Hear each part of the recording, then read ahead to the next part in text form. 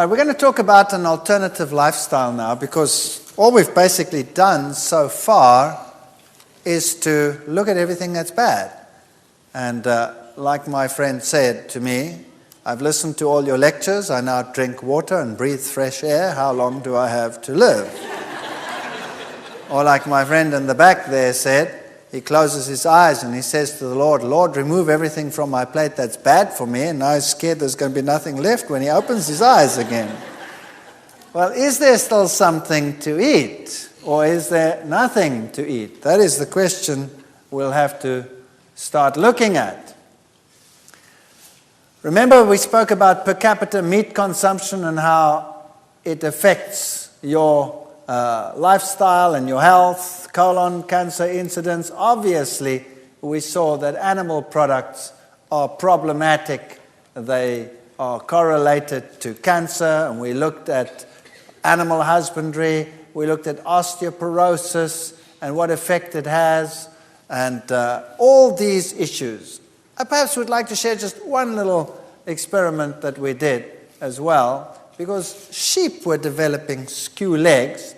We decided to have a look at what the effect of the diet is that they were feeding these animals as to why they were getting skew legs.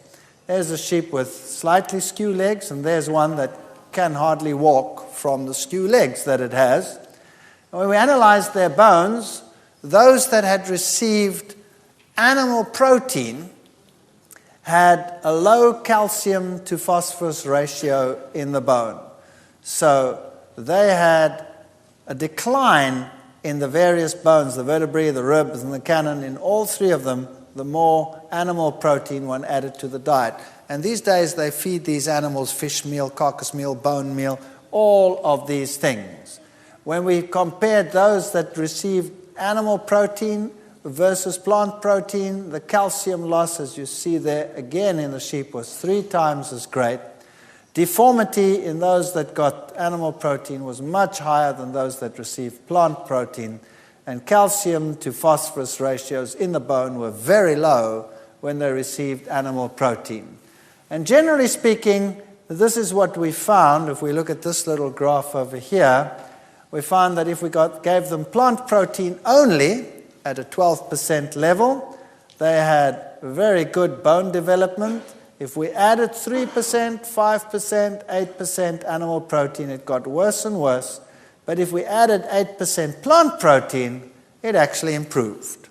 So plant protein definitely is the way to have a healthy system.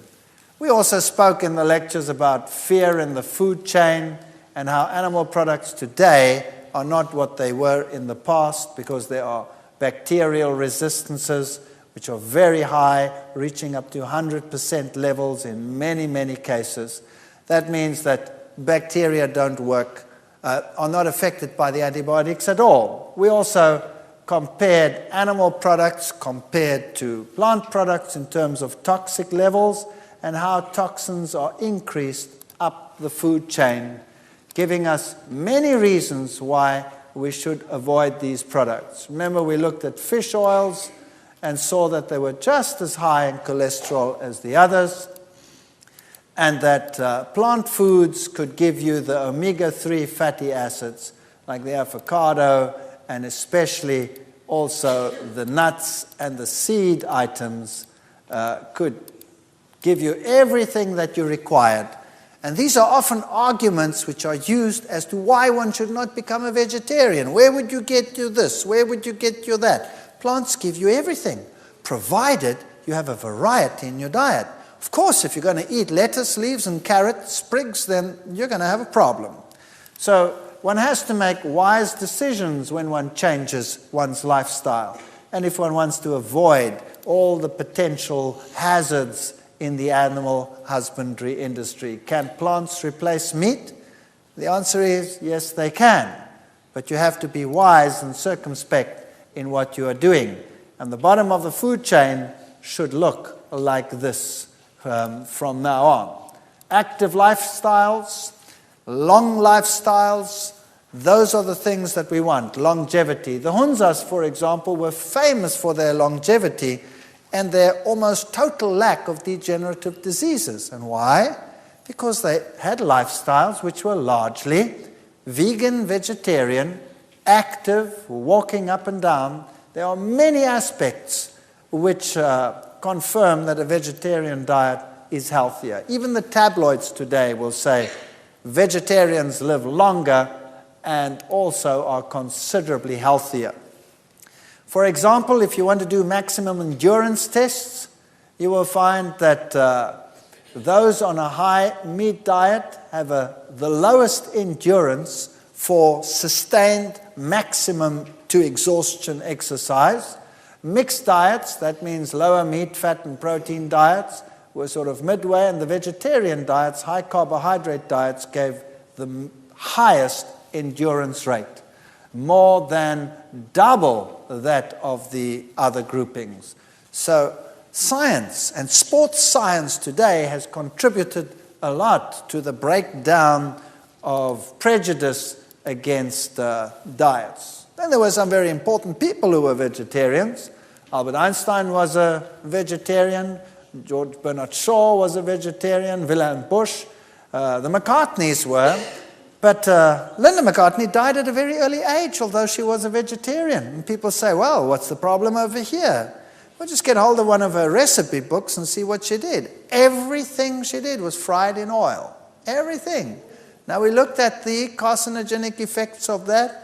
And so there are issues that you have to look at. You can't just say, I'm going to give up eating animal products, I'm going to switch to plant products, and then you prepare everything in an unhealthy way. You're going to have a problem. So we have to be circumspect. And of course, there is nothing that can guarantee a disease-free life. It can just give you a greater probability of a disease-free life. And just to show you that beautiful women can also be vegetarian. Both Whitney Houston and Michelle Pfeiffer were vegetarian. Also endurance and marathon running and sporting activities, all of these are enhanced by vegetarian diets. Blood pressure. Vegetarians have considerably lower blood pressure than non-vegetarians. And these are lacto-vegetarians over here, lacto-ovo-vegetarians. If we put a vegan down here, the blood pressures are still lower. In fact, most vegans, when they go to the doctor to have their blood pressure taken, they say, excuse me, are you still alive? Because the blood pressures are very, very low. And that is not a bad thing at all, provided you're not dizzy. That simply means that your blood vessels are still supple and flexible and don't need one high pressure to pump the blood through there. They're not constricted. And then if you're going to buy food in environments that are not so sanitary, like this one over here, where would you prefer to buy? What would you prefer to buy? Vegetables from this man, or would you prefer to buy chickens or meat in a circumstance that looks like this with the flies buzzing around? Well, even in the worst of circumstances, you're still going to be safer with the vegetable products than with the others. And you don't know what these things have been eating and what they have been fed. Now, what about the vegan-vegetarian lifestyle? Isn't that a dangerous lifestyle? And isn't it a fact that if you become a vegetarian, you should look something like this? Most people have an idea of a vegan-vegetarian as a thin, little, pale, little individual, hardly capable of moving. That's the sort of idea that they have of these people. And let's face it, some of them are like that. And the reason why is because they've thrown everything off their plate and substituted it with nothing. And then they become something like this. And it is a sad state of affairs. American Journal of Clinical Nutrition's vegans, vegetarians, whole food omnivores had adequate intakes of most nutrients and were exemplars of balance, variety, moderation in comparisons with omnivores in their sample and the general population. Also, they were more in line with current dietary recommendations for nutritional intakes than were omnivorous diets. So when they actually compared the diets according to the recommended daily food intakes, the vegetarians weren't doing so badly at all. In fact, they were doing better than the omnivores. Now, they will tell you it's not safe to be a vegetarian because you'll have iron problems, B12 problems, vitamin D problems, etc., etc. Is this really so? Iron problems, you will have a greater probability of iron problems if you use dairy products because of the parameters that we discussed in that lecture. B12 is the one issue we will have to discuss. Vitamin D will be a problem only in areas where there's constant cloud cover. And even there you have UV coming through, so if you have exposure to the sun, you should be fine. You need exposure, but people today want to sit inside all the time. Here are stomach bacteria with decreasing gastric pH. Notice that the lower the pH, the fewer bacteria. The higher the pH, the more bacteria. The same in the intestine. The lower the pH, and so from the front to the back, where the acid starts coming in, you have an increase in the number of bacteria. Now, B12 is not produced by any animal in the world. It's produced by bacteria. And there are certain bacteria which in our intestines are quite capable of producing B12. Unfortunately, with the lifestyles that people have, these bacteria only occur here where there's an increase, and they occur in the last part of the intestine. And so they're too far back for us to benefit from them. So we produce the B12, but we do not absorb it. If, however, we were vegans and we took care not to mix fruits and vegetables, firstly we would have an alkaline saliva, and we would have bacteria in the mouth which would produce B12. And they don't produce bad odors. Bad odors come from poor fermentation in the stomach. So you would have B12 production in the mouth, plus the pH in the stomach would seldom, if ever, go below 4.5, so you're sitting with far less acidity.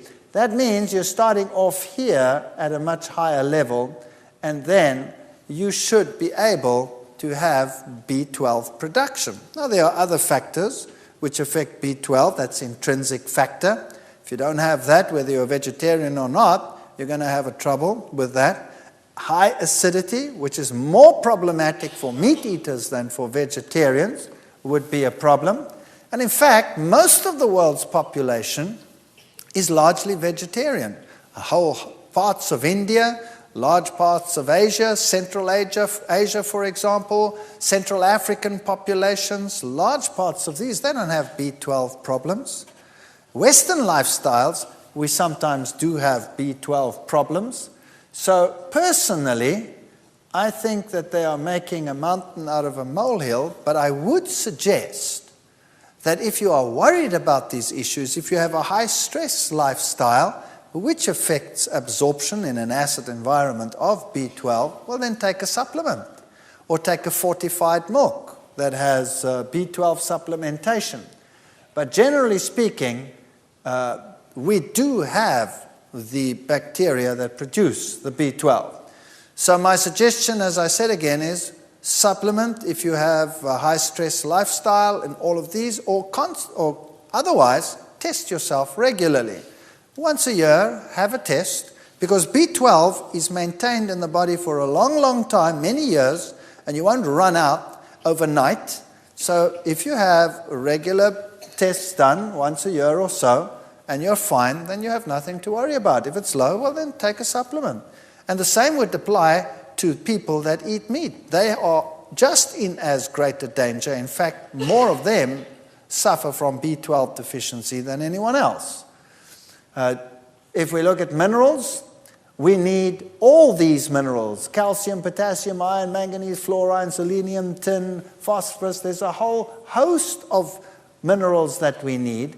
And you will find that they have all these different functions. They're in bone, act for alkalinity, blood, they're antioxidants, they're for thyroid function, enzyme functions, you name it. And vitamins and minerals have to interact with each other. So if you want to have good activity of vitamin E, you'll have to have selenium and zinc and calcium, and all of these have to be together in the body. And vitamins also interact with each other, so you don't want to take selective vitamins. You want to have everything in a balanced format. And the minerals interact with each other, and no one mineral is an island and independent of each other. And here's a major problem in the world today. You see, plant foods can produce vitamins, sometimes if they're not mineral dependent, just by photosynthesis. But where do plants actually get their minerals from? They get them from the soil. Now, what if the soil in an area is depleted? What do you do then? Well, then you have mineral-poor plants. And if a plant is mineral-poor, then it has the problem that it doesn't fight infection so well. It's very prone to pests coming and taking advantage of the situation. And so the problem is that they start spraying these plants more and more and more. And most farmers only substitute their ground with about 5 or 6 minerals. They don't take care of all the minerals. We need all the minerals. So the very best thing that mankind could do is to reintroduce organic farming, where they make sure that their soil has every single mineral required for growth. That means you start using rock phosphates and calcitic limes and things like that, which have every mineral under the sun as your basis, and start producing plants like that. Now, that's a little bit more expensive than the other fertilizers, but the rewards would be tremendous. That's one issue. If you're living in an environment and these plants are too expensive, and you don't even know whether they're doing it right or not, then I suggest you get foods from a variety of places. And then there's one other thing I would like to talk about while we're busy with minerals, and that is salts. The scientific world tells you that you should not use salt at all in your cooking because it produces high blood pressure and it's bad for you and what have you. And people develop all kinds of diseases. And if you're really, really run down and really, really sick and you have money to burn, then the Europeans in particular, they like going to these cure places where you have the hot springs with the mineral-rich waters and the salt waters, and they go and lie in the salts and they drink this water that comes out of and they feel like $1,000,000 and their blood pressure comes down and everything is right. So they're using a salt cure to solve their problem. Then they go back to their normal society and their normal lifestyle, and very shortly they have the same stress and the same blood pressure problems and the this and the that and the other. Now, I have a problem here. How come the salt can actually cure some of these things and the salt cause the things at the same time? Does it make sense? It doesn't really make much sense if you think about it in those terms. Now, what is the main salt that is used in the world today? It's sodium chloride. Now, salt should have 84 minerals. Rocks out there, sea the salt in the sea contains 84 minerals. And the fish and the animals in the sea, without pollutants now, are perfectly happy and have lived there for thousands of years, quite happily, reproducing and not being diseased, although there's a lot of salt in that water. But it is 84 mineral salt. Now, unfortunately today, when they harvest the salt, what they do, industry has so many requirements for various catalysts and various elements that they refine the salt and they take all those elements out. And eventually they leave you with 2 elements, sodium and chloride. If they could refine them, they would do that as well and sell you only the sodium and only the chloride. But unfortunately, the sodium would explode and the chloride would kill you. So they at least sell you the sodium chloride, 2 elements out of the 84. And then occasionally they have a twinge of conscience and they add 1 more, which is that, iodine. And they tell you, best to buy iodized salts. And now you start cooking with 2 elements. Just do a simple test. Take sea salt, which has 84 elements, and put it on your tongue. And just rub it around there. and see how long you last. You'll last for a long time. And eventually it actually tastes quite pleasant. And then you take normal table salt, sodium chloride, and you put that on your tongue and you see how long you last. And you'll see it'll burn your tongue like crazy and you won't be able to handle it. And it'll have this sharp taste. So my suggestion is, when you start using a little bit of salt, because without salt everything tastes kind of bland, doesn't it? Use sea salt. Why not use sea salt? Or better still, if you can, rock salt. In some areas you get rock salt cheaply, but sea salt would be just fine. They use sea salt in any case. A good suggestion would be to use a little bit of sea salt. You know what? It'll taste better as well. Once you get used to it, it tastes a lot better.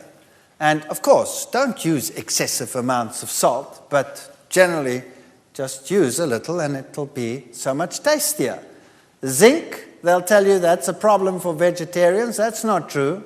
If you look at beans, for example, they have relatively high levels of zinc in them. And some grains, popcorn even has, popcorn is one of the highest sources of zinc, generally speaking. And wheat germ has high levels of zinc, and wheat bran.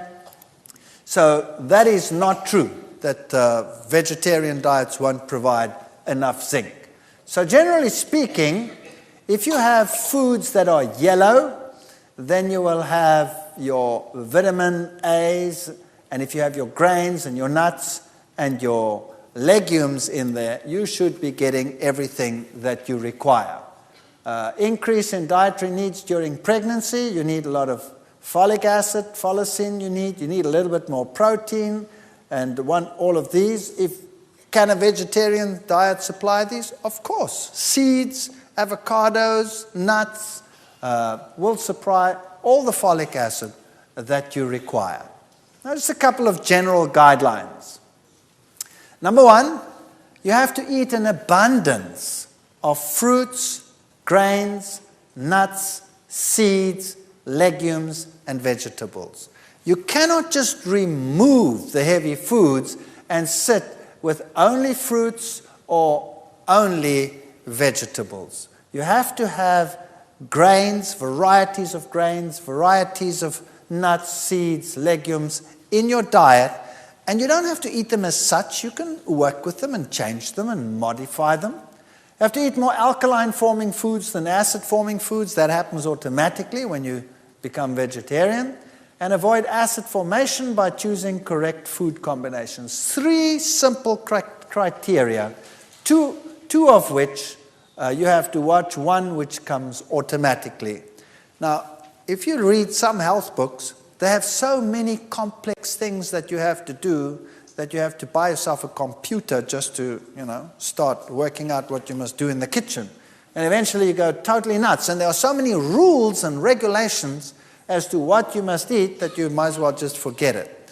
I don't know whether you've heard all of these things. I know there's so many of them. You're not allowed to eat what grows above the ground with what grows below the ground. You're not allowed to mix proteins and carbohydrates at the same meal. Have you heard all of those before? I mean, there are really silly ideas out there. Then how did God make grain? Grain consists of protein and carbohydrates. How do you make legumes? Consists of proteins and carbohydrates. Every food consists of proteins and carbohydrates. It's a silly idea. The problem is not the protein and the carbohydrate together. The problem is the animal protein and the carbohydrate together. Does that make sense? Because the plant protein digests quickly. So if you don't have animal proteins in your diet, then all of the problems associated with the so-called mixing of protein and carbohydrate disappear. So you want a diet rich in carbohydrates, and not like many recommend, low carbohydrate. You want to burn your body with a clean burning fuel.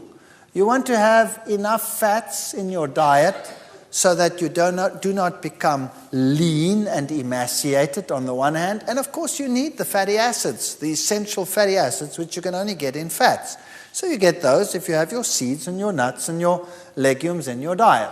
And your proteins, you satisfy your general needs, kids a little bit more than the adults, and you want to have more alkaline-forming foods than acid-forming foods. How do you do that? It's very simple. The high-acid foods are the meats. Bacon, beef, chicken, crabs, eggs, fish, ham.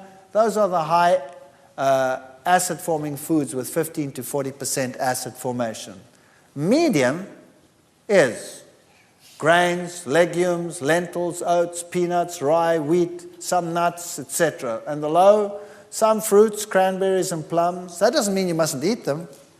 Not at all, because they're so low acid forming it doesn't make any difference. And some of the fats. And your high alkalines are all your dried fruits, vegetables. Well, molasses is on there because it's alkaline forming, but it's still a more refined food.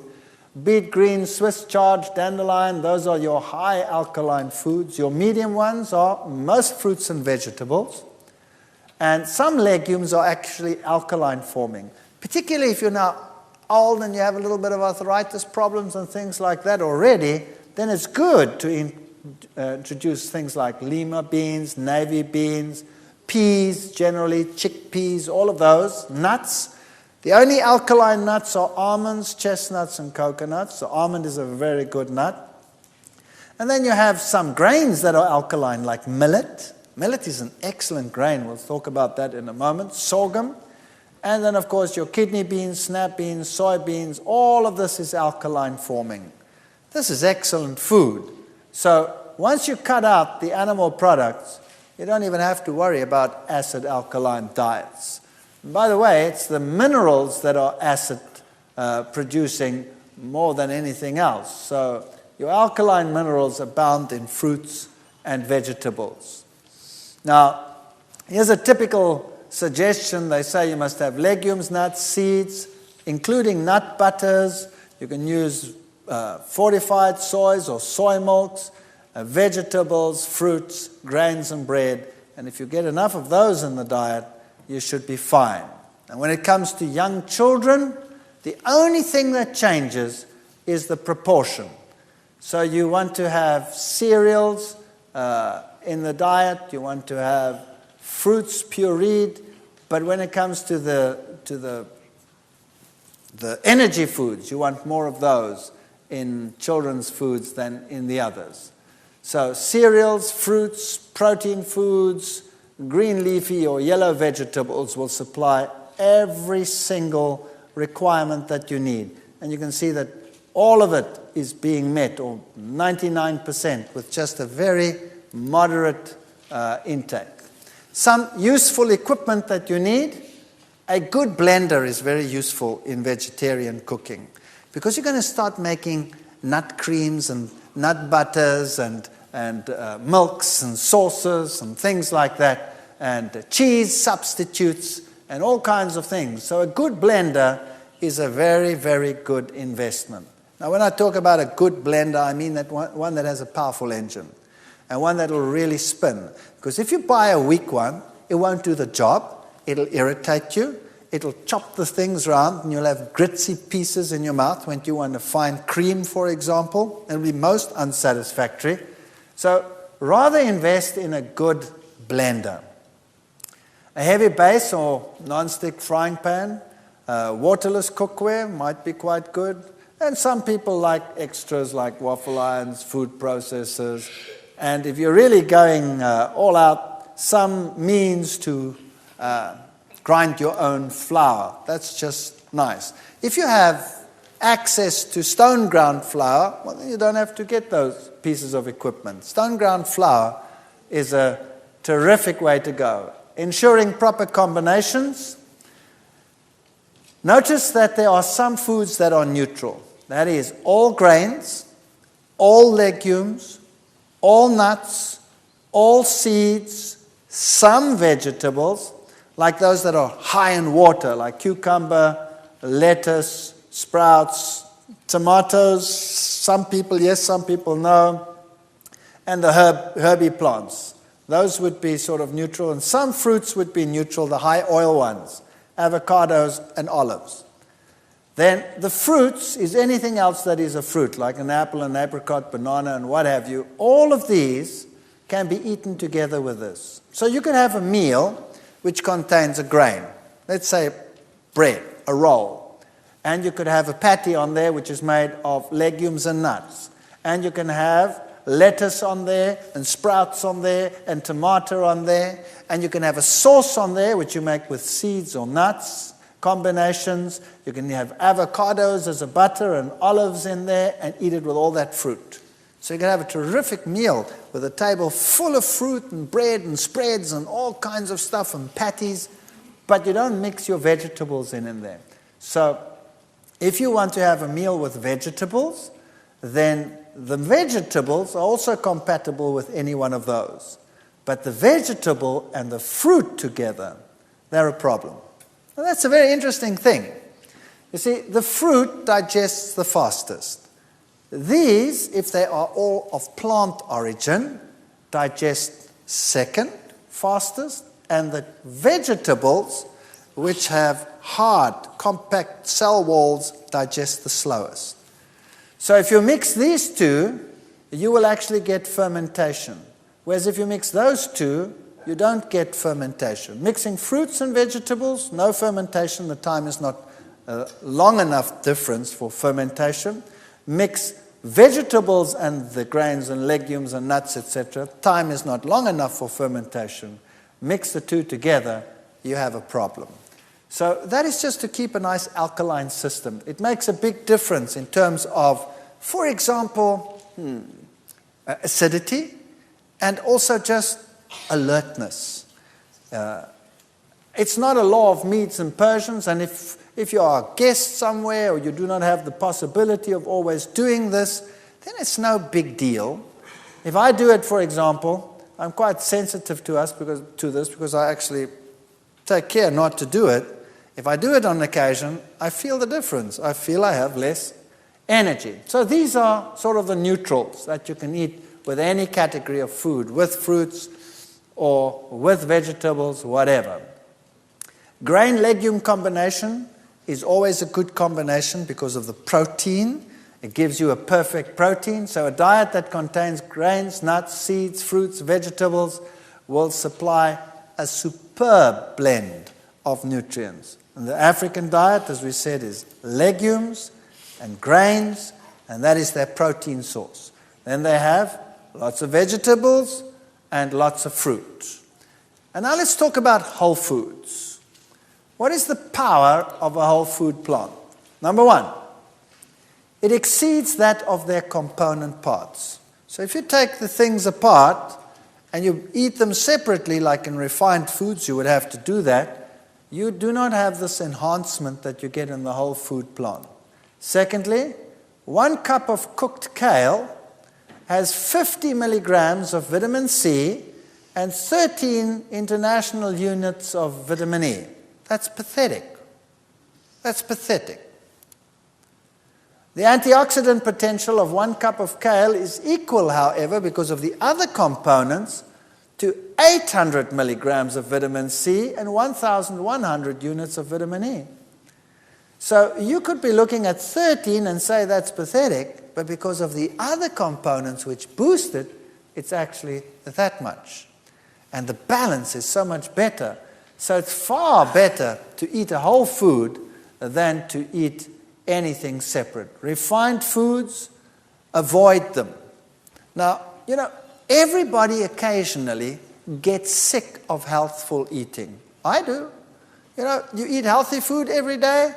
I'm sick of all this healthy food. I feel like something wicked today.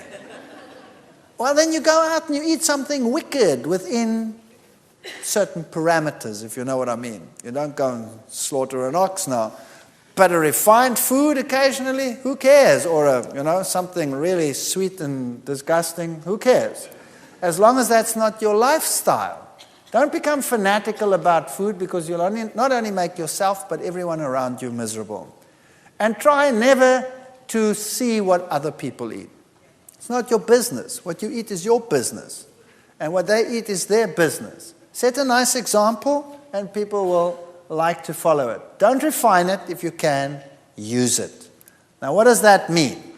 How do you think whole foods? What do you do? What do you do if you find a pile of nuts and seeds and stuff like that? You go clonk, clonk, clonk, clonk, put it on your plate and say, there.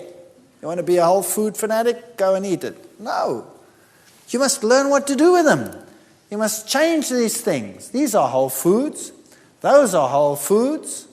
And variety, variety, variety is the spice of life. By the way, eating breakfast saves lives. Possible reducing the risk of a heart attack.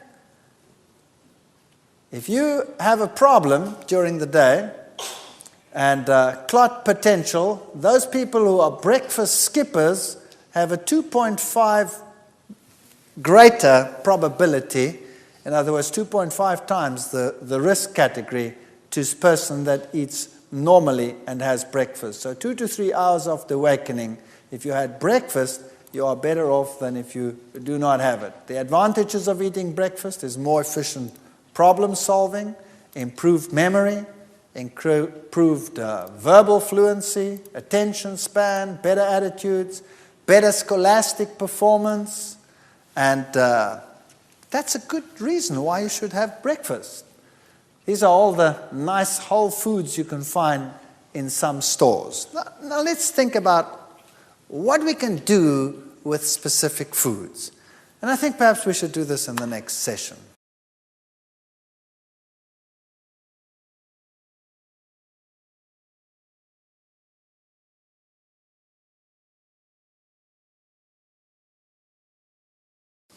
All right, we were talking about all the advantages of vegetarian lifestyles, and now we want to concentrate on what to do with specific foods. For example, grains. You are now thrown out a lot of things. You've thrown out dairy, you've thrown out meat, you've thrown out all of those things. Now, what to replace them with? Now you have to start thinking grains. You know, if we were to take the grains in the world and put them into tiny little packets, just like this, we did this once. In South Africa, we went to a seed store and we bought all the different edible grains and put them into tiny packets, and we packed them around the hall from one side all the way around, right round, and said to the people, you go and look at all those grains. And they were stunned. All the grains that you can buy, all the sorghums and the various wheat types and the eastern grains and the millets and all these wonderful things, just hundreds of different grains. So there's barley, for example, which is a rich mineral food and is rich in B5 vitamin. So if you have B5, that promotes fat metabolism. So if it's cold, if it's winter, for example, just a touch of barley in something, in a stew, or a little bit of barley mixed in with rice that you're cooking, and you have a better heat production. Maize, for example, is an excellent food. These are all the different grains that you have to start thinking about and what you can do with them. Millet is a fantastic grain. It's a wonder food. It's China's oldest grain. It can replace eggs in all patties, pancakes. Millet patties are fantastic. Just fry a little bit of onions. You don't even have to use oil to fry onions. You can just use a dash of water and a dash of something to make it a little bit flavored, whatever it is, soy sauce or whatever, and then just saute them until they go brown and sticky, and keep turning them around, and add that to a patty with cooked millet and a little bit of oats to bind it, and you have a wonderful patty. It replaces eggs. It's very high in iron. It's high in vitamin E, and the great thing about it, it's an alkaline grain. So people, older people in particular, people that already have, joint pains or anything like that, could benefit tremendously from this. And what is even better, it's a complete protein. So for children, it's a wonderful grain. Protects against arthritis. It's one of the alkaline grains. It's high in lecithin. It's a complete protein. Added to bread, cookies, muesli, soups, casseroles, whatever. You can do marvelous things with millet. Just cook a little bit of millet. If you want to make a spread, cook together until soft, just like you would cook rice. 1 cup millet, 2.5 cups water. So you take the millet, make sure you buy dehusked millet. Millet is bird seeds. You know how birds live and how long they live just off millet, nothing else? They do very well on millet, so we could do well on millet. But we don't have beaks. We have teeth. And birds dehusk the millet, and then the husks lie down there. If you bought it husked, you would have a chewing experience par excellence. So just like any other grain, you have to buy it dehusked. A little bit of salt, good salt. You can put something to make it yellow. You could just, for example, use a little bit of turmeric. If you don't want to use turmeric, use a tip of a carrot and blend it in there. Then it goes yellow. And some water, and you blend till smooth, and then it looks like that. Looks like a butter. You can have bread with millet spread. It's rather neutral, so you could put something sweet on there. You could put something savory on there. You could do whatever you like. With millet, you can make a fantastic pudding. Notice how smooth and creamy it looks once you've put it in a blender. So you put this cooked millet in a blender and you make it absolute smooth and creamy. Then you can make a pudding out of that that is fantastic.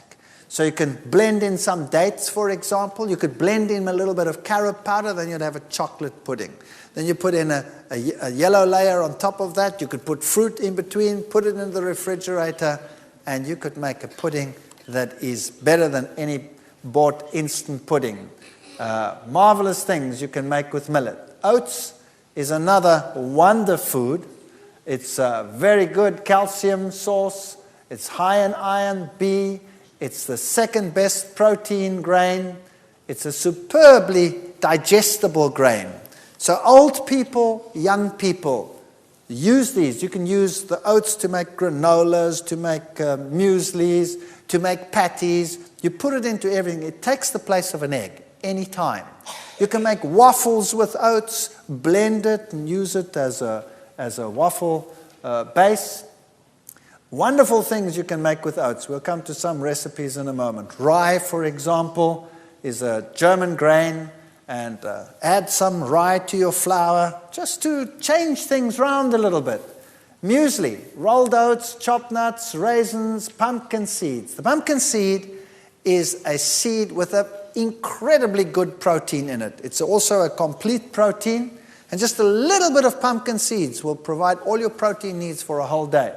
So if you could start your day with rolled oats and nuts and raisins and seeds and some fruit, shredded coconut maybe, sunflower seeds, sesame seeds, and you roast them all together or toast the slightly rolled oats under the grill, stirring frequently, and lightly brown, spread the sunflower and sesame and coconut over the top, and mix the remaining ingredients, and you have a great muesli. If you want to make a granola, which is more crunchy, granolas that you buy in the stores are full of oil.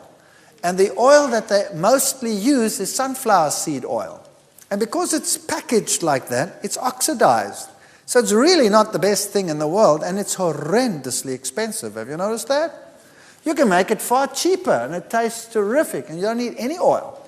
You can take rolled oats, say 8 cups rolled oats, a little bit of sunflower seeds, some coconut if you like, chopped nuts. You can vary that as you like. But this is your binder. 2 ripe bananas, 1.5 cup chopped dates, a little bit of good salt, hot water. You can use some natural vanilla. And these mixtures over here, you stir the 2 mixtures together, and you mix this in a blender, all in a blender. Then you have this liquid, and you mix them all together. And you put them in a cookie sheet and bake them at 250 Fahrenheit. That's a low heat. That's a low heat for about 1 hour, stirring every half hour. And then it becomes a nice crunchy granola with no oil in it. Tastes terrific. Serve that with soy milk, and you've got it made. And it's a lot cheaper if you buy these in a store where they sell seeds cheaply. Rice, try getting used to unrefined rice. It just makes such a difference. Now, some people don't like brown rice. They say it's too chewy. The way to get around that is to soak the brown rice overnight like you would soak legumes. And then when you cook it, it gets light and fluffy. That solves the problem. And you don't lose 80% of the B1, 40% of the B2, and 60% of the B3 vitamins, as you do with white rice. And start using the rice differently as well. Don't throw the leftovers away. Use them in patties and become innovative. You don't throw anything away. You remodel everything. That's what you do. And you make great things. Wheat. Notice that I've written there, bread, bread, bread. Do you know, people today are suffering from wheat allergies and gluten allergies and this allergy and that allergy. Have you noticed that? Most of these allergies are secondary dairy allergies. Bottom line, if you throw out the dairy, which is making everything else with it incompatible, we always throw out the good and we keep the bad. It's horrendous what we do. Throw out the bad and keep the good. People say to me, for example, oh, I can't eat apples. They make me sick. I said, you eat an apple after you've had a meal with meat and, then you eat an apple and the apple makes you sick? And he says, yes, that's exactly what I do. I said, well, why don't you try throwing out the meat and eating the apple? Oh, no. That's a horrendous thought. So I'd rather have the meat and not eat the apple. Why is the apple fermenting and making you sick when you're eating the meat? Because it's staying in your stomach for 6 hours. Obviously it's going to ferment, so throw the apple out. Sorry, throw the meat out. That would be a better solution. So bread, bread, bread. Use the wheat. It's a high energy food. It's an excellent primary nutrient combination. It's mineral rich. It's rich in B and E vitamins. And try not using refined. Try getting whole grains. And if you buy whole wheat grain at your store, remember what you are getting. They have bolted the wheat. They have huge piles of bran. They're selling most of their flour as white flour, and then they have the germ. So normally what they do when they sell you whole wheat flour is they're going to take the white and they're going to mix as much of that bran back in there as they can. And you're buying a pack of 50 or 60% bran, 40% white flour. That's not what it's like in a grain. You bake a bread that's as heavy as a rock, number one. Nobody wants to eat it because there's not enough white flour mixed in with the bran as it would be with stone ground flour. All kinds of problems with that. Try and get stone ground flour, and if you cannot, if it's impossible, then do your own. Even if you have to soak grain and liquidize it and use that as a dough, that would still be better. But when you make your own bread, you can play around. You can add rye. You can add a little bit of millet. You can have all kinds of things. The easiest bread to break is the simplest bread. So here's a simple bread for you. 1 kilogram stone ground flour, that's about 2.2 pounds or something like that. Stone ground whole wheat flour, approximately 10 cups. 1 packet of instant active yeast. It doesn't matter which yeast you're going to use. You're going to destroy the yeast in the heat in any case. And a little bit of good salt. 1.5 tablespoons of good salt, not sodium chloride. Then you blend together 900 milliliters of water, and then you can add anything sweet. It doesn't matter what it is. You could add white sugar. It wouldn't make any difference. You know why? Because the yeast is going to utilize it all. It's going to just use it up if you don't put too much in it. But it's also good to use, let's say, fruit. You could use a little bit of raisins. Half a cup would be a little bit much. I would say a quarter cup raisins or a tablespoon raw brown sugar. Or you could use honey. You could use molasses. You could use something sweet like an apple. You could grind it up and or liquidize it, and that could be your sweetener. So 900 milliliters of warm water, that's about almost 2 pints, and then something sweet. Best would be liquidized currants would be the very best because they're very high in iron. And mix that in there, and then knead your bread. Knead your bread, and knead your bread, and let it rise, and punch it down, and knead your bread, and then you mix and develop the gluten so that it's like chewing gum, like chewing gum. If you then put it in the oven, all the air that is produced by the yeast gets trapped and the bread rises nicely, and you bake it in the oven at a relatively high heat to begin with to stabilize the bread. Then you'll have a light, sweet bread. If you do not mix it properly, what's going to happen is the gas is going to produce, the bread will go up. There's not enough chewing gum to trap it, to blow a bubble. So what happens? The bubbles pop and the bread goes, and you bake a perfect brick. And you need a chainsaw to cut your slices, or you could kill your husband with it if you're angry with him. So a simple bread has very few ingredients. Now people actually say, now hang on a second, is that a healthy bread? I actually want everything healthy in my bread. And they put all the things that they can think of in the bread, and they bake this heavy bread, and they need a wheelbarrow to cart it around. And it's soggy and heavy. You don't have to build a perfect meal into a bread. You eat the meal that's perfect together with the bread. So you eat all the other things with it and make it a balanced meal. So the simpler the bread, the more likely it's going to work. And once you've learned to eat this bread, all other bread tastes like cardboard. I assure you. If I don't get this type of bread, I get withdrawal symptoms after a while. And that's what a bread should look like. It should be nice and light and fluffy. It shouldn't be heavy and soggy. Nothing wrong with a heavier bread. For example, rye breads will be heavier. But what's nicer than a good bread? Now, legumes. We have to start thinking legumes. Carrot beans, chickpeas, kidney beans, lentils, lima beans, mung beans, broad beans. Peanuts are a legume. Have you ever thought of buying raw peanuts and soaking them like a legume and then making patties out of them? They don't taste like peanuts at all. Only roasted peanuts taste like peanut butter. They taste like a legume, but they taste like a rich, almost lamby, beefy legume. When you make a patty out of them, they really are magnificent as a legume. The soya bean, etc. But now you have a problem. People say, I explode when I eat legumes. I cannot handle them. Now, let's understand something about legumes.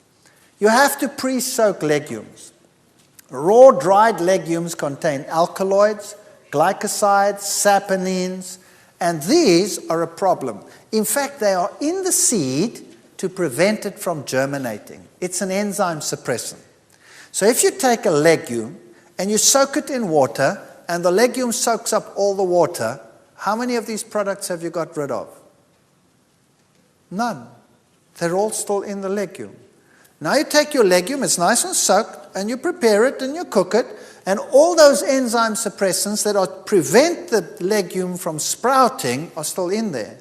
Now you're getting those enzyme suppressants into your stomach, and you're not digesting it too well. Your enzymes are also suppressed. So eventually it goes all the way down, gets to the colon. The colon works with these products and then starts fermenting the legume in the colon, and that leads to an explosive experience. Right? So what you want with a legume is you want to get rid of these things. You want to get rid of them. How do you do that? You soak in huge quantities of water. And the water goes what color? Goes either reddish brown or one of those, right? That's all the tannins and the saponins and the glycosides and the stuff that's coming out. Now, what do you do with that water? What do you do with it? You throw it away. And not like some well-meaning individual who thinks, well, this looks so good, I'm going to cook the pea soup with that one.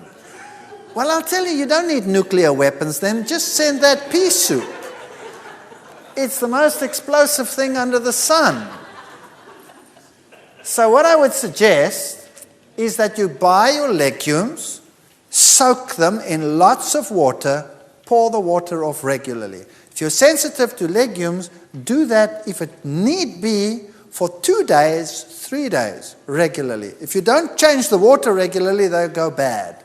Just keep on pouring off the water. And then what do? Going to wait 3 days or 2 days for a meal? Of course not. You put them into freezer bags and you pop them in the freezer and they're fine. People will say, oh, don't I lose the energy value and the food value? No, you don't. You can take those very seeds and go and plant them and they will grow. What happens in nature, in Europe, in the winter, what happens to those seeds? They freeze in the ground, and then when the water comes and it rains, then all the stuff leaches out. When the stuff is out, then it can sprout and it will grow. All the nutrients that you need are in there. So soaking is essential for a legume. There are lots and lots of different legumes, and you can have such fun with legumes. You can make the greatest stews, the greatest soups, the greatest patties. You can make roasts. You can go to town on a legume. But you don't have to have huge quantities of legumes in your meals. That's another problem. We eat too much of it. It must just be a portion of the meal, and the rest must be the vegetables or the fruits or whatever else you want to go with it. The soybean is such a magnificent bean. It is rich in linoleic acid. It is good calcium source, iron source, everything that you need. And if you look at the composition of selected soybeans, I'll just put this here for clarity's sake. Beef, for example, look down that list over there and compare with raw or cooked soybeans, you will see that the soybean compares excellently with anything else. And tofu is a wonderful food. You can make great things with tofu. You can make mayonnaises. A little bit of soft tofu, water, onion salt, garlic salt, or whatever you like. Lemon juice, honey, or a little bit of raw sugar to taste. Blend them together, you have a mayonnaise. Now imagine what a mayonnaise normally is made of. What's a mayonnaise made of? Egg yolk upon egg yolk upon egg yolk, together with lots of sunflower seed oil, together with lots of vinegar. It's the worst combination under the sun. It's the worst for your cardiovascular system. You cannot imagine worse. Imagine a mayonnaise that you make with blended cashew nuts. You take some cashew nuts, cover them with water, blend them till they're very smooth, add a little bit of your favorite seasoning, and then some lemon juice, and voila, you have a mayonnaise that is absolutely marvelous. Now people say, cashew nuts, that's expensive. Hello? How much does a chicken cost in this country? What does a chicken cost? Who can tell me? So let's say $4, right? So let's say that chicken weighs what? 1.5 kilos. So let's say it's about $3, or let's say $2 per pound. Is that about right? Is that about right? $2 per pound. Good. How much of that chicken is bone? At least half of it is bone. So you're not paying $2 per pound, you're paying $4 per pound already for your chicken. Now, how much of that chicken, once you have deboned it, is water?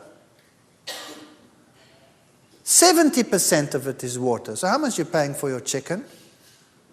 Well, you go and work it out. You're paying anything up to $7, $8, $9, $10 per pound for your chicken. It's a very expensive meal. It looks cheap, but what you're getting is water, 70%, what you're paying for. If you buy cashew nuts, how much of it is food? 100%.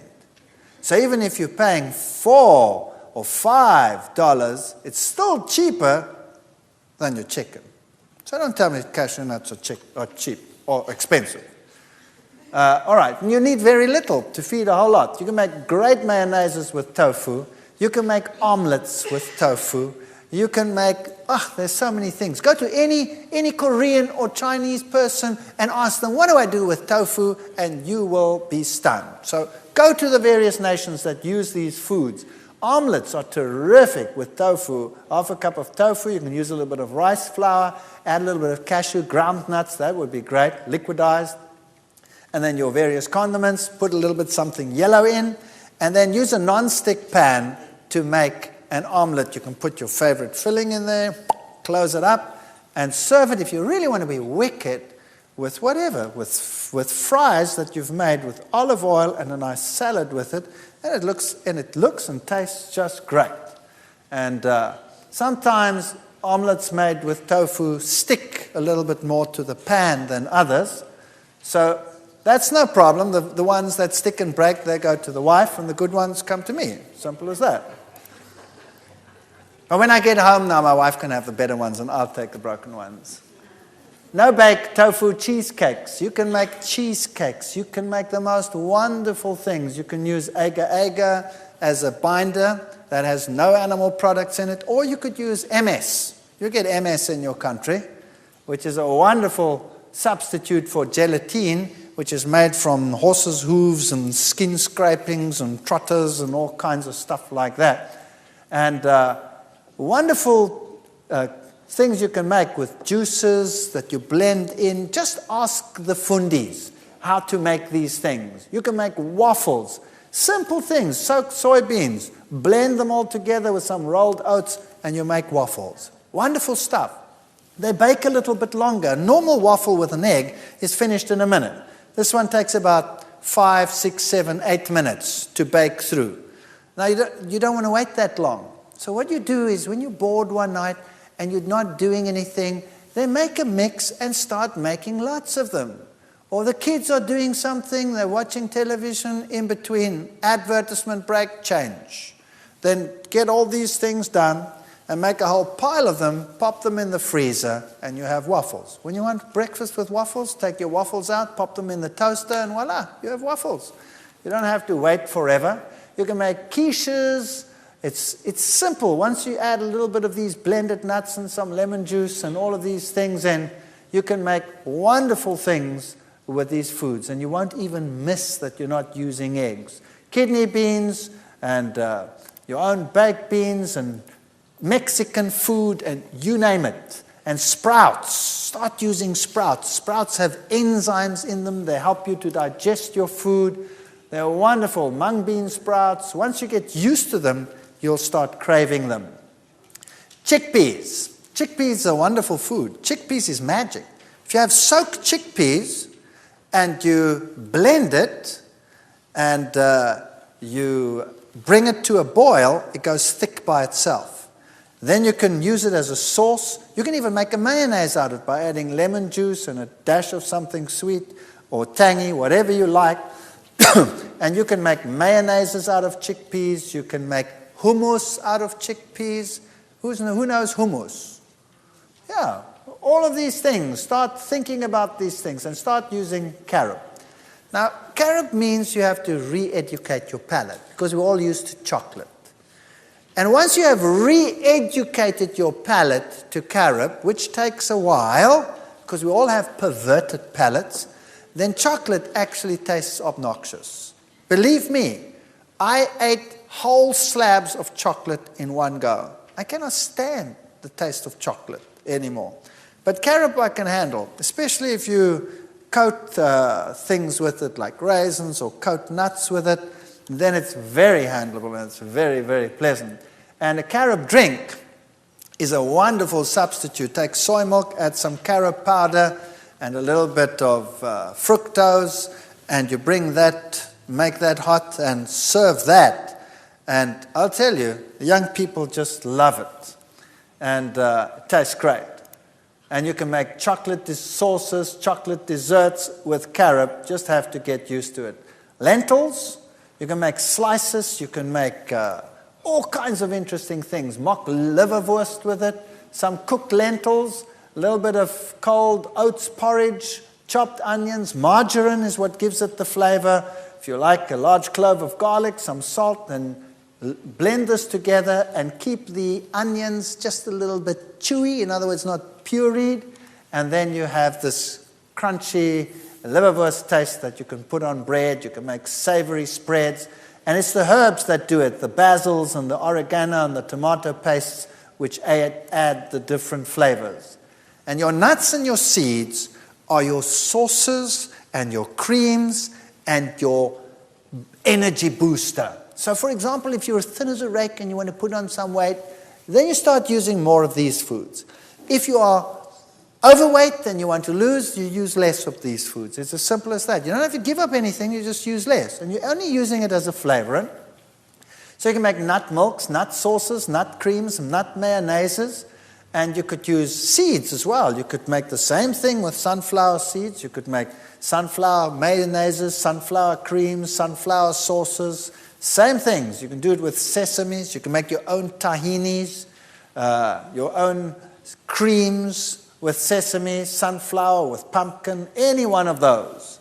So start looking at nuts differently. Coconut. Coconut contains saturated fat. So if you have a problem with weight, a little bit more coconut in the diet, coconut cream, coconut milk, that will make you put on weight. And it is not true that you're going to suffer cardiovascular disease. Because it comes packed with plant protein, it doesn't have that effect. Saturated is not necessarily as bad as animal saturated foods. Otherwise, all the South Sea Island people would have cardiovascular disease in the past, and they didn't have it. So my wife, for example, she tends to be on the leaner side. So she just adds some coconut cream, and she makes puddings with coconut cream. And me, I tend to battle with this little fellow over here. So I tell her, less of that for me, thank you. And I don't have that stuff, and she has that stuff. This is how you modulate your weight. It's a very good way of doing it. Nut mayonnaises. Cashews, a half a cup of cashews. You could use sunflower seeds, but the cashew one just tastes pizzazier. Water, so you could use some fresh garlic if you wanted. You could leave it out. Onion powder, some good salt, lemon juice. And if you want to have a slightly sweet sour, you could use a little bit of honey or something like that. And it's so simple. You just blend it together until smooth, and then you add the lemon juice and it goes thick by itself. And then you have a mayonnaise. If you take that same sauce and you put it in a saucepan and you bring it to a boil, it makes the creamiest stroganoff sauce that you can imagine. If you have a patty and you put that on top as a butter, it is absolute wickedly good. Pimento cream sauce, you make the same sort of thing with the cashews or the sunflowers, and instead of putting cheese on your pizza, when you make one, you pour this over your pizza and you pop it in the oven and you bake it with that, and it's delicious. And once you start getting used to that, cheese actually tastes like rubber after that, and you won't want to change. Lasagnas, if you use your noodles and your tomato and your onions and your whatever you want to put in between, and then you put this cashew cream sauce in between your layers and one on top, and you bake it with that, the aroma is enough to kill you, in a nice way, of course. And you can we do this in the field. Occasionally, once every 15 years, I get to go out in the field, and you take a nice pot, and you put this over the coals and the fire, and you put a lid on top, and you put coals on top, and you bake this thing in the coals. I'll tell you, the people come running and say, "What's that?" And it tastes terrific.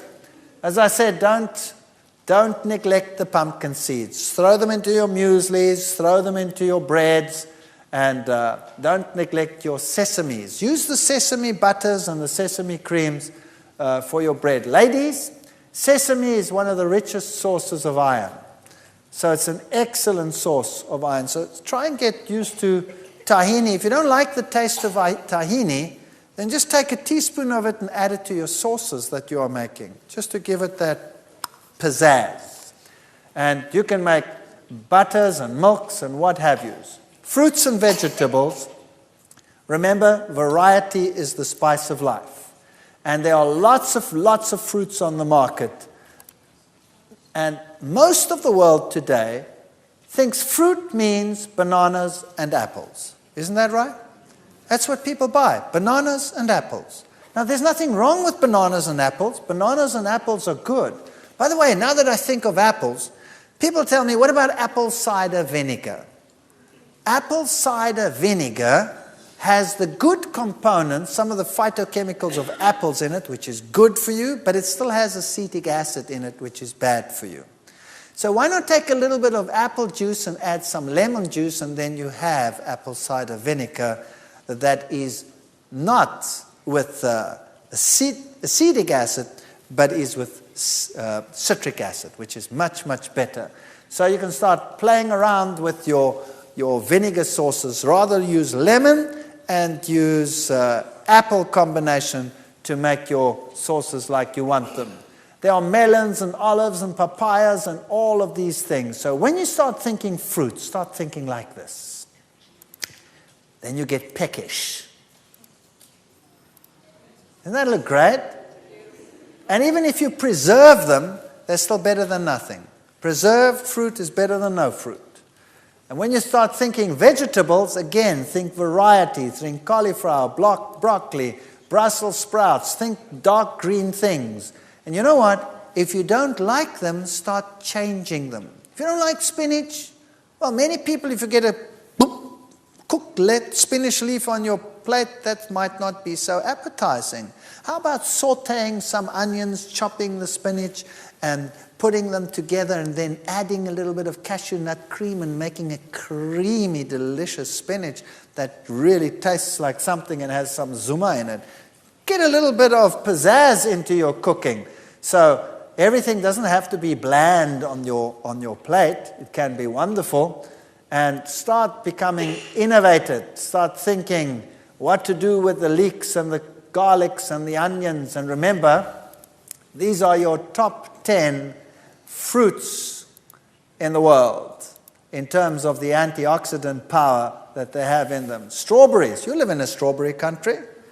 And plums are very good. Oranges, red grapes, kiwi, grapefruit, white grapes, banana, apple, tomato. And gentlemen, remember, the tomato is an anti-prostate cancer fighting food. So start using tomatoes, lots of them, and get used to them. And the antioxidant vegetables, I wouldn't put corn on that list because that to me is a grain, but nevertheless, leave it there. Kale is very good. Spinach, Brussels sprouts, alpha, broccoli, beets, red bell peppers, onions. I would put cabbage in there as well as one of the best antioxidant foods. So the cabbage family in general, kale of course is part of the cabbage family, and wow, that's a power food in terms of iron and in terms of calcium. Wonderful food. So start using these things. Food sources that fight cancer. Brussels sprouts has sinigrin, broccoli has sulforaphane and other components as well. The red grapes has resveratrol, citrus has limonene. So if you have a variety of foods, you get a variety of anti-cancer agents. If you only have one food in your diet, you'll only have one anti-cancer agent. So why not fight on all fronts if you can? So remember, your high anti-cancer foods are garlic, cabbage, licorice, soybeans, ginger, carrots, celery, parsnips, and then your grains generally, and your tomatoes, your eggplants, your peppers. Put these foods into your diet and fight cancer. Now, I've written a book on this. Unfortunately, this book is published by CRC Press and MedFarm, which is not unfortunate in terms of the science thereof, because those are the best scientific publishers in the world. But that means that this book goes out to the medical world. That was my target, to try and reach those that can affect most of the people lower down. So if you want to buy this book, it's horrendously expensive. I would not be able to afford this book. So that's the sad part about this book, that it's very expensive because of that. And you don't actually need the book because it has a lot of science in it. If you're interested in that, that's good. There are lots of recipes in that. But there are so many recipe books out there in the world. And there are so many books that put this simply. But you don't want to get one that makes life complicated for you. You want simple, straightforward recipes that tell you how to prepare food in a tasty, wholesome way without 10 million rules to drive you nuts. That's what you basically need. And if you take some of the ideas that we've spoken about today, and you go to those who've had some experience in this and start getting involved in cooking schools, or I hear that you have chip programs and things in this country where you might get some wonderful ideas, then get involved slowly. And as the bug bites you, it will be fun. And once it starts being fun and once it starts tasting good, you will feel better, you'll be excited, you'll have more energy, and you can be an example to others.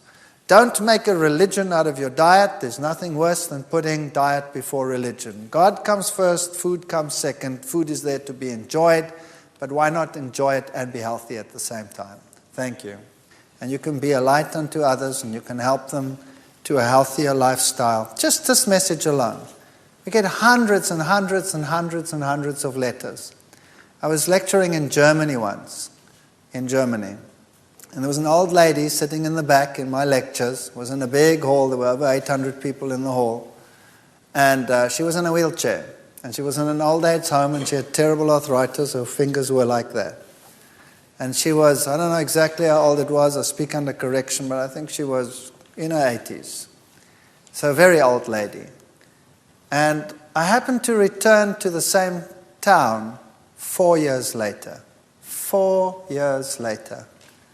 And I was finished lecturing, and like always, you're tired because you're doing all these lectures and you have hundreds of people. And if there are 800, well, then there are 800 more questions than normal. And, the people were asking and asking. And suddenly this little old lady came and she put her arms around me. And here she stood. She was only about yay high. And she was very old, and her fingers were still skew. And she said to me, 4 years ago you were here. And I was in the old age home, so arthritic I couldn't move my fingers, and I was just waiting to die. And now I stand next to you. I've left the old age home. I've gone back to my apartment. I can do my own work again. I even do my own gardening again. And maybe I'll end up in the old age home again one day, but for the moment, I'm happy that I can be at home. I implemented what you said, and I could get up out of my wheelchair. That makes a difference. And I don't care about all the critics then. That's what makes it worthwhile. And people that had been given up for dead with cancer, that they'd operated, closed up, sent home to die, changed their lifestyles, and their tumors went back and back and back. Not everybody, some die, but some that actually stick to it start getting better. And we've got just piles and piles of letters, and it just makes sense to tell people how God, if you think how God had put everything together there in the beginning, He tells us what the original diet was. Obviously, if we're going to give the body what it was designed for, it's going to be the best. Who does not want you to be healthy? The devil doesn't want you to be healthy. And what does he use to make you unhealthy? He uses human ambition and love of money and industry to put foods together that make money and quick money and make you captive so that you can become ill. And the natural foods, they just go. God wants us to go as natural as possible. I'm sure that's what He wants to do. But He wants to reach the heart and the soul as well. So do not put the cart before the horse. It's not food that makes religion. It's religion that makes food. And so that is the invitation. Be a light, help others, and then the great truths of the Bible. Wow. Just look at them. They're so magnificent. What can be more logical than a world that obeys God? Can anything be more logical than that? What is stupid about that? What is more logical than believing that Jesus Christ is the Creator and the Savior? The whole Bible says it, and if people were to adhere to His commandments, wow, that would just make this world a wonderful place. And in the future world, it will be a wonderful place because there will be no more sin in all His holy mountain, and people will again keep the law of God. So why not keep it now? Why not set an example? And if we slip and slide and fail and have human failings, we have an advocate with the Father who any time says, "Come to me and I will heal you of all your maladies." I'm not propagating any form of perfectionism or fanaticism or any one of those things. It's a logical religion, and that is why I'm a Seventh-day Adventist. So God bless you as you go your ways and we go back to our ways, and I'll always carry you in my hearts, and thank you for listening. Let's pray. Heavenly Father, what a time we've spent together. We've had so many discussions and so many slides pass before our eyes. But the bottom line, Lord, is that you are King of Kings and Lord of Lords. And all the slides, if there's one idea that has come up, and that is that it's not worth it to have our kingdom on earth, but that we should long for our kingdom with our Heavenly Father. If that thought is paramount in our minds, then we will have achieved something in this place called Baton Rouge. And Lord, if a little light has been kindled and lights in general have been kindled, let them not die, but let them turn into a raging fire that will consume not only this city, but all the surrounding ones and eventually even the whole world, so that the world may be lightened with your glory. And Lord Jesus, I commit everyone here to your care, as only you care. One who has given his life for those who are just sinners, surely you will take care of everyone that is here. I pray for your blessing upon them, your watch care, your angels to guide their paths, their decisions, and their life as it proceeds from now on. And may we have the privilege, Lord, of one day, everyone represented here, standing with you on the sea of glass as we go to the heavenly Jerusalem. And may we one day in the earth made new ponder the little time that we spent here together and say, Lord, it was worth it after all. Your blessing is what we need, for without it we perish. I pray in Jesus' name, amen.